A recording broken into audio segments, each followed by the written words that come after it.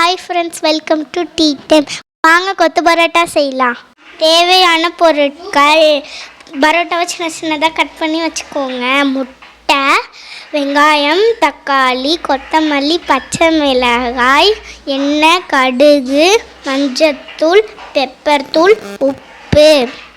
கடாய் அடுப்பில் வச்சுக்கோங்க. எண்ணெய் ஊற்றிக்கோங்க. எண்ணெய் சூடானோடனே கடுகு போட்டுக்கோங்க. கடுகு பொரிஞ்சோடனே பச்சை மிளகாய் போட்டுக்கோங்க.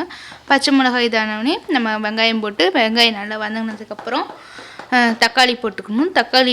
தக்காளி வாசம் போகிறதுக்கோசரம் மஞ்சத்தூள் லைட்டாக போட்டுட்டு உப்பு போட்டுக்கோங்க. அது நல்லா வதங்கினதுக்கப்புறம் முட்டை, நான் 3 பரோட்டாவுக்கு 2 முட்டை, அந்த மாதிரி நம்ம இப்போ 12 பரோட்டா எடுத்துருக்கோம். அதுக்கு 8 முட்டை. ஃபஸ்ட்டு 4 முட்டையை உடச்சி ஊற்றிக்குவோம். 4 முட்டை உடச்சி ஊற்றினதுக்கப்புறம் உப்பு, பெப்பர் தேவையான அளவு போட்டு நம்ம இது பண்ணிக்கணும். அது நல்லா வதங்கினதுக்கப்புறம் அதை உடச்சி விட்டு நம்ம 12 பரோட்டாவை சின்ன சின்ன பீஸாக கட் பண்ணி வச்சதை எடுத்து சேர்த்துக்கணும். அது நல்லா ஒரு இது ஃப்ரை பண்ணி நல்லா இது பண்ணிக்கணும்.